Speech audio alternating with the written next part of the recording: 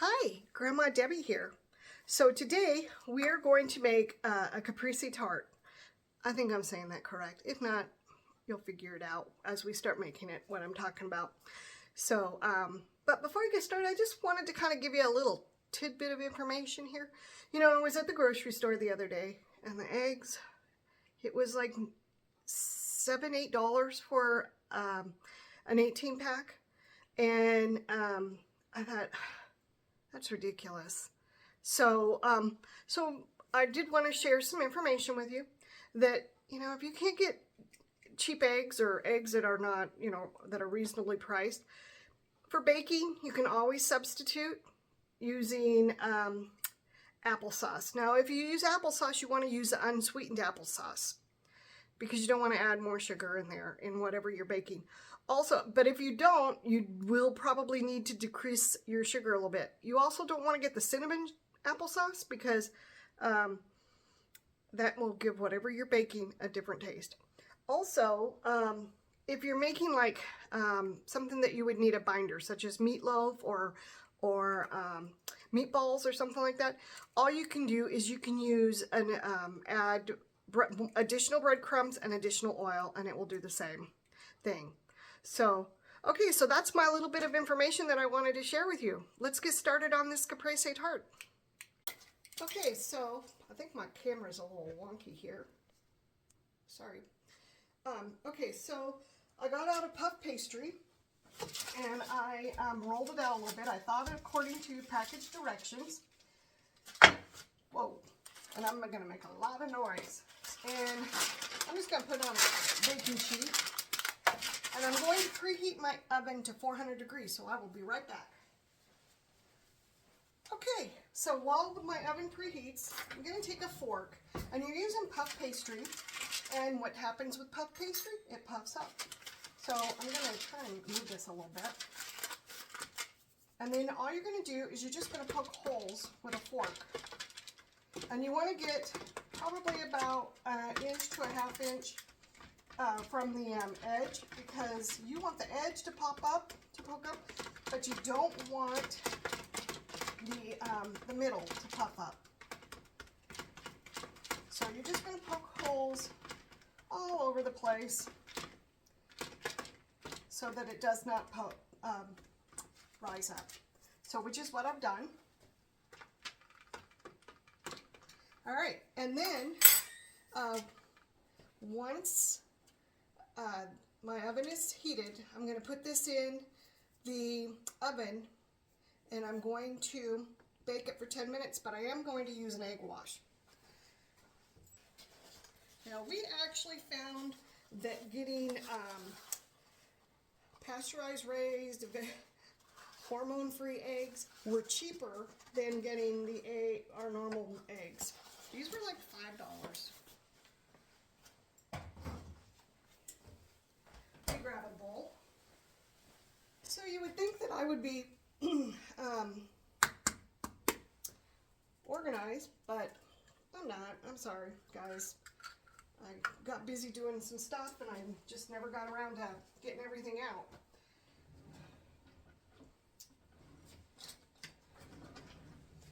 So I'm going to mix up the egg.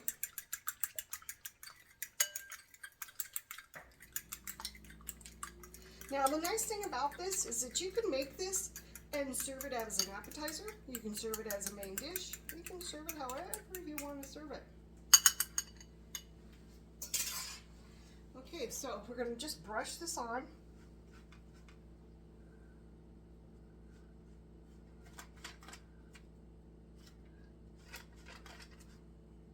And you don't have to be nice and neat about it because you're just brushing it on.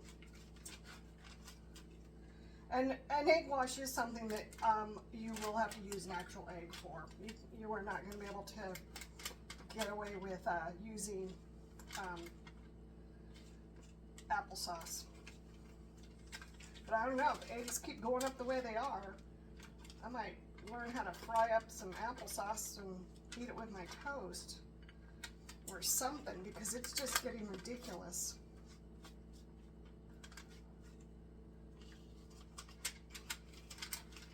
every time we go to the grocery store, we're just shocked at the price. So now, this is more of a vegetarian meal, other than the egg wash. But then some vegetarians do eat eggs, so I guess it just depends on what type of vegetarian you are. But it's just cheese and tomatoes and pesto sauce. Is all that you use on this. It's really, really super simple. And I've served it both as a meal and as an appetizer at a party. So you can do whatever you want to do. It's completely up to you as to what you want to do and how you want to do it. Okay, so we got our egg washed down.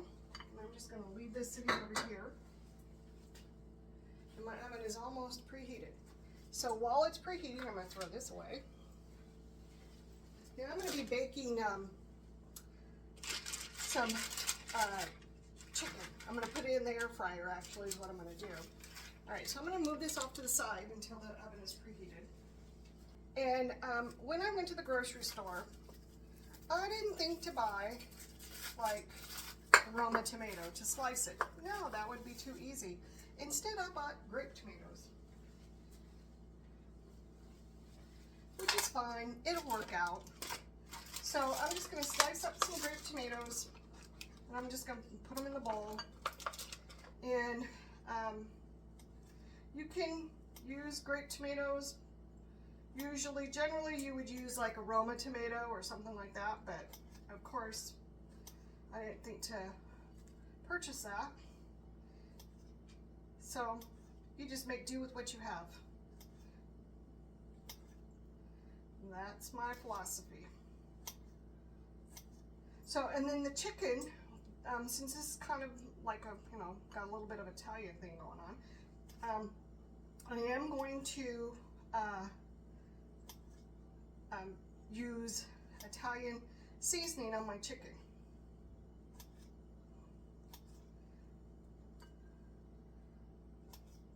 And so normally you would just do one tomato. So I'm just kind of guesstimating here as to what would be one tomato. And I'm thinking that's one tomato. All right, let me wash this off. Let me move that out of the way. And then we're going to cut up our chicken. Okay, gosh, guys, I'm sorry, I'm not even all together.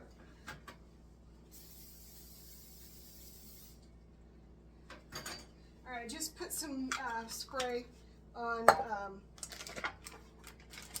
my basket for my air fryer. And now I'm going to, and I'm sorry, guys, my light is, I'm still having problems with my light. So it keeps going out. And I'm just going to kind of cut this down the middle or somewhat like that.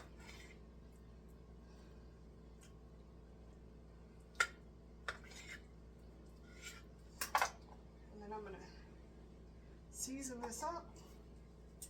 And I am going to wash this thing off with a wipe, a Lysol wipe.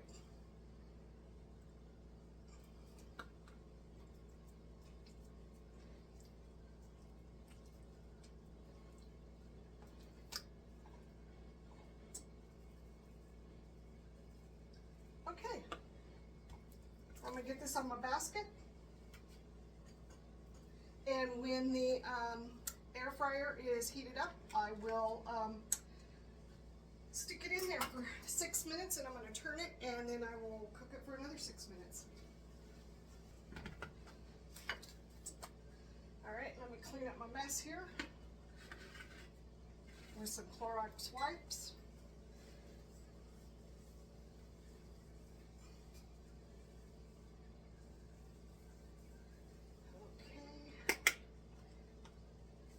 Down because I touched it with my chicken fingers. All right. Okay, the oven has preheated, so I'm going to get this in there.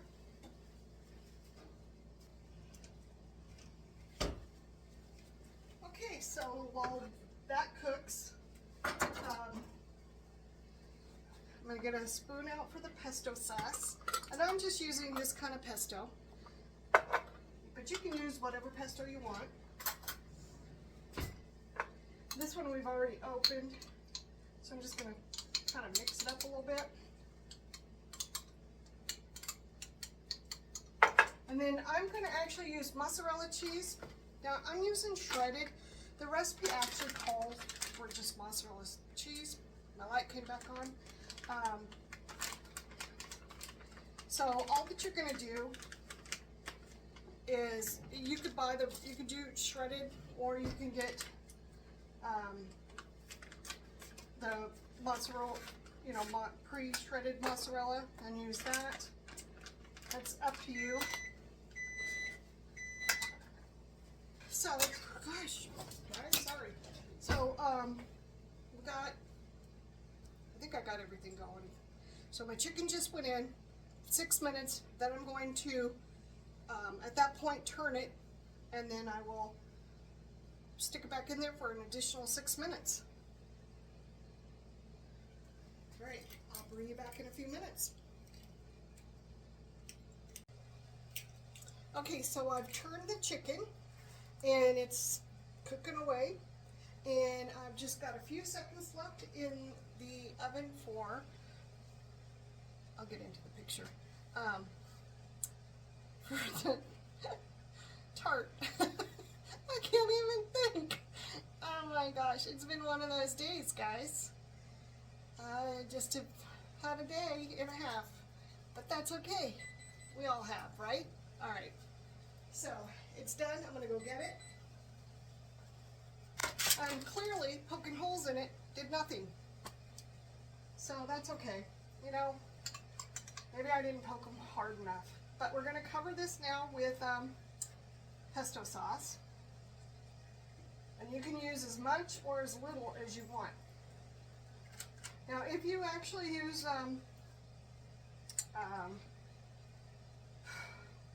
mozzarella, you're going to use about a half a pound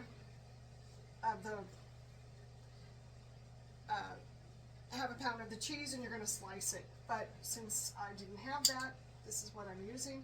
I'm using them, like I said, I'm using the shredded. And the only reason why I have that is because we had the kids over for dinner, and we made homemade pizza. So then you're going to sprinkle tomatoes all over. Now, once again, if I'd have been smart and bought the right tomatoes, they would be sliced. But since I did not purchase the correct tomatoes, I'm using what I have. So this works. Okay, so now I'm going to add cheese. And then you're just going to put it back into the oven for about 5 minutes, or until the cheese all melts. Now, like I said, generally I do not buy pre-shredded anything, cheese, but we were making pizza, and sometimes this is just easier to do this.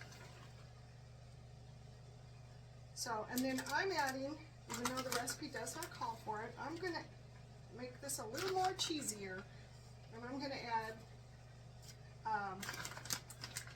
Parmesan cheese on top as well. Okay, and now I'm just going to shred some Parmesan cheese to go on top.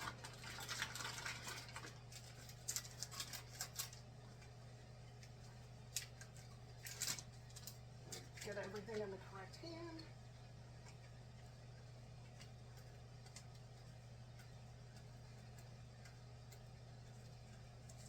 So you can slice this up however you want to slice it up. You can do small little pieces.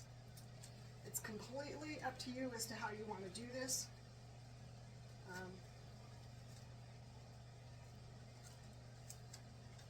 You can, okay, that looks good. All right, so we're going to get this back into the oven for 5 minutes, so I'll be right back. Okay, and my chicken is almost done. And I almost used a whole jar of pesto sauce, but not quite, because it was partially full anyway. It had been used. I mean, I like pesto with noodles. But you can also put it on bread. Whatever you want to do.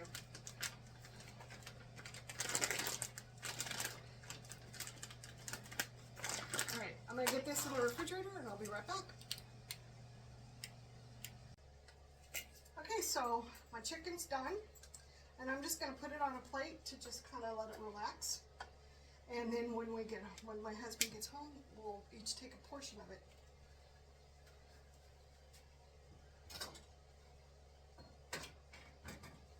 And we've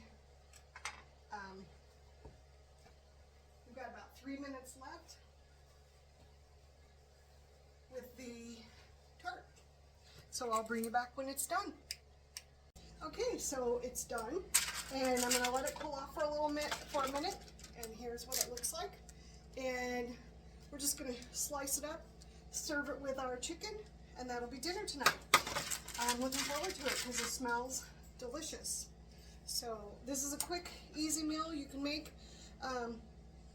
It takes to let the puff pastry thaw out. That takes about 40 minutes depending on the heat of your kitchen. My kitchen was kind of cold, so it took 40 minutes. You roll it out. You can actually put whatever you want on top. It's up to you.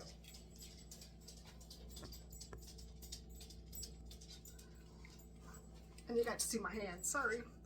Okay, so I just want to thank you guys for coming along with me on this journey. And I hope that you have an amazing day. And if you hear of any cheap eggs, let me know where to go to get them.